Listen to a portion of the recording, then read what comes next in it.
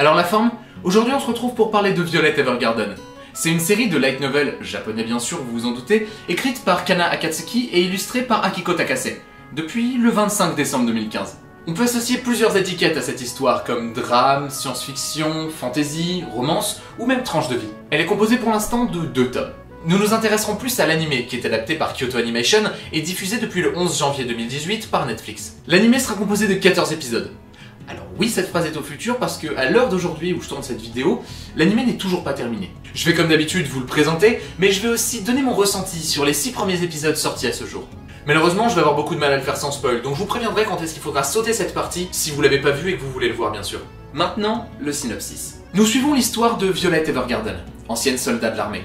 La guerre est finie et un traité de paix a été signé, mais Violet, qui n'a connu que la guerre, se retrouve perdue.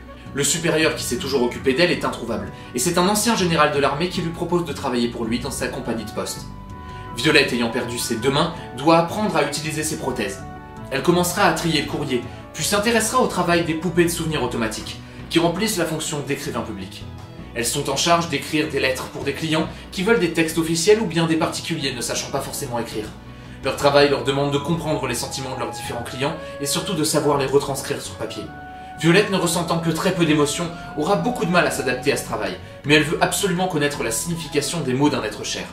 Nous la suivrons donc dans cette quête de vérité en observant son apprentissage, parsemé de lettres, de nouvelles rencontres et d'émotions inconnues. Ça fait très longtemps que je n'avais pas vu un animé de cette qualité graphique. On se croirait devant un film d'animation, mais ça à chaque épisode. Les jeux de lumière rendent chaque scène magnifique. Le soleil, la lune, les lampes, ou même tous les autres éléments produisant ou reflétant de la lumière pourraient être considérés comme des personnages à part entière, tant leur place est importante dans l'espace visuel de cet animé. Tous les paysages sont très différents. Violette voyageant beaucoup, on se retrouve à la ville, à la campagne, à la mer ou à la montagne, sans même avoir le temps de dire ouf. À chaque fois, on aura le droit à un magnifique plan d'ensemble de la zone dans laquelle elle va évoluer tout le long de l'épisode. Étant un grand fan de la patte graphique de Kyoto Animation, bon pas sur tous leurs animés bien sûr, mais si je devais vous en citer certains que j'ai trouvé très beaux, ce serait Myriad Color Phantom World, ou encore le film d'animation Koe no Katachi, plus connu sous le nom de A Silent Voice par chez nous. Les chara-design de Violet Evergarden ont certaines ressemblances avec ceux des animés que je viens de vous citer. Un dernier élément qui m'a énormément marqué, c'est la manière dont sont dessinés certains éléments mécaniques, comme les machines à écrire ou même les mains de Violette. À chaque fois que je les vois apparaître à l'écran,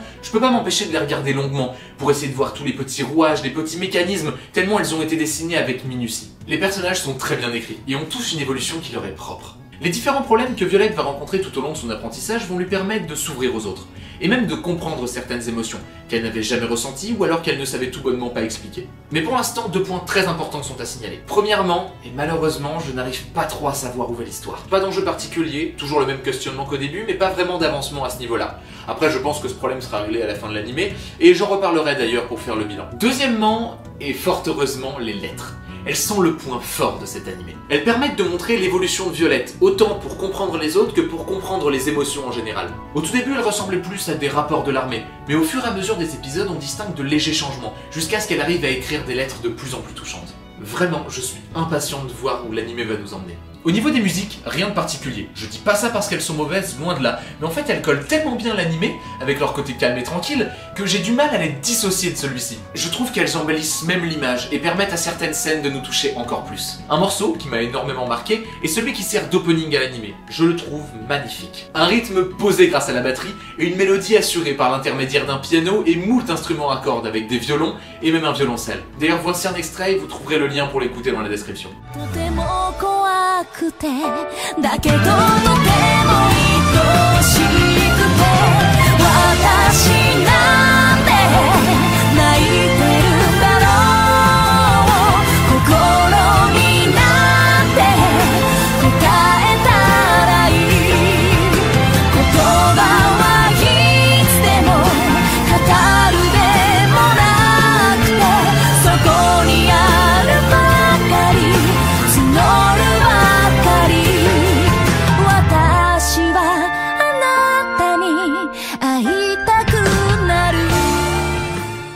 Bon maintenant, si vous voulez éviter de vous faire spoil le début de ce magnifique animé, je vous incite à cliquer sur la petite annotation juste ici, pour sauter jusqu'à la conclusion. Vous reviendrez quand vous serez à jour, vous inquiétez pas. Si par contre vous l'avez déjà vu, ou alors vous en fichez, vous êtes les bienvenus. Bon c'est bon? Je peux spoiler? Non parce que ça va être ça, hein. Pire que si je vous racontais la fin d'Usual Suspect. Peut-être pas, non j'exagère là quand même. Bon allez, c'est parti. Pour l'instant, on pourrait séparer cet animé en 2 parties. Les 3 premiers épisodes permettant d'introduire Violette et l'environnement dans lequel elle va évoluer. Elle aura du mal à trouver ses marques au début, surtout à cause de son manque d'expression. Puis sa sincérité touchera les autres filles avec qui elle travaille. Le 3e épisode est un véritable tournant dans l'évolution de Violette. Elle sera en formation pour devenir une véritable poupée de souvenirs automatiques. Elle aura des notes excellentes. Grammaire, conjugaison, vocabulaire, mais ne sera pas admise à cause de la lettre qu'elle dut écrire qui était vide de sentiments. Elle n'avait pas réussi à comprendre son interlocutrice, lire entre les lignes, et elle avait juste couché sur papier ce qu'elle avait dit. Néanmoins, à la fin de l'épisode, elle réussira enfin à comprendre les sentiments de son amie, et arrivera à produire une lettre, très courte certes, mais résumant parfaitement ce que voulait dire Locolia, sa camarade de formation. Après cet épisode, et pour l'instant jusqu'au 6e qui est le dernier épisode sorti à ce jour, l'anime rentrera dans une routine d'une intrigue par épisode permettant de développer le background général de l'anime. L'épisode 4 étant centré sur une collègue à elle, le 5e sur des relations politiques entre 2 pays, et le 6e sur des folklores et même le monde en général. Dans l'épisode 4 et 5, Violette arrivera à déchiffrer les émotions des personnes à qui elle aura affaire, pour créer des lettres touchantes et impactantes. Dans l'épisode 4, ce sera pour aider sa collègue à exprimer ce qu'elle ressent vis-à-vis de sa famille. Dans l'épisode 5, par contre, elle usera d'un stratagème particulier. En effet, elle était censée écrire les lettres d'amour entre une princesse et son futur mari, mais elle arrêtera du jour au lendemain en priant la princesse de le faire elle-même, pour modifier cet échange qui était celui d'une poupée à une autre, à un échange plus vrai, entre cette future épouse et son prince. Grâce à ça, ils purent exprimer vraiment ce qu'ils ressentaient, mais ce n'était pas du tout la mission de base de Violette. Elle a donc préféré faire passer les sentiments de cette princesse avant sa propre mission, ce qui est une première pour cette femme soldat et il faut bien le noter. Dans l'épisode 6, par contre, il ne sera pas question de comprendre les sentiments de quelqu'un. Elle se verra confier la mission de scribe. Elle devra recopier des textes anciens, presque détruits, pour éviter que cet héritage ne disparaisse. Elle travaillera, en binôme avec un copiste, avec qui elle se liera plus tard d'amitié. J'ai dit tout à l'heure que l'anime était rentré dans une routine d'une intrigue par épisode. C'est toujours vrai, mais ce n'est pas mauvais pour autant. Chaque interaction avec de nouveaux personnages permet à Violette de s'extirper tant bien que mal de l'esprit de l'armée dans lequel elle était plongée depuis toute petite. Je suis impatient de voir ce que le reste de l'anime nous réserve, autant en termes de scénario que d'évolution de personnages, parce qu'on sait toujours pas ce qui est arrivé à l'homme qui s'est occupé de Violette depuis toute petite. Les seules choses qu'on sait sur lui pour l'instant, c'est que son meilleur ami aurait dit qu'il était parti très loin, avec tristesse, mais sans en rajouter davantage, et que son frère détesterait Violette plus que tout au monde parce qu'elle aurait tué plusieurs de ses hommes. Mais rien d'autre. Qu'a-t-il bien pu advenir de cet homme qui disait aimer Violette? Pour conclure, cet animé est pour moi le meilleur de la saison. Bon, pour l'instant bien sûr. Les personnages sont attachants et bien écrits, les visuels bluffants, le scénario m'intrigue et me pousse à suivre cet animé avec assiduité. Si vous pouvez trouver le temps de le voir, ce serait génial pour vous. En attendant, je vous en reparlerai sûrement pour faire le bilan à la fin de la saison. Bon, j'espère que cette vidéo vous aura plu. Pour ceux qui ont écouté la partie où je donne mon avis sur l'animé, n'hésitez pas à me répondre et à me donner le vôtre dans les commentaires, ça m'intéresse énormément de savoir ce que vous pensez de cet animé. Pour les autres, allez le voir et revenez l'écouter si bien sûr ce que j'en pense vous intéresse. Comme d'habitude, n'hésitez pas à laisser un like si ça vous a plu, un partage, ça permet de faire connaître, enfin la rengaine habituelle. N'hésitez pas à liker la page Facebook et le Twitter pour savoir un peu quand est-ce que les vidéos sortent, etc.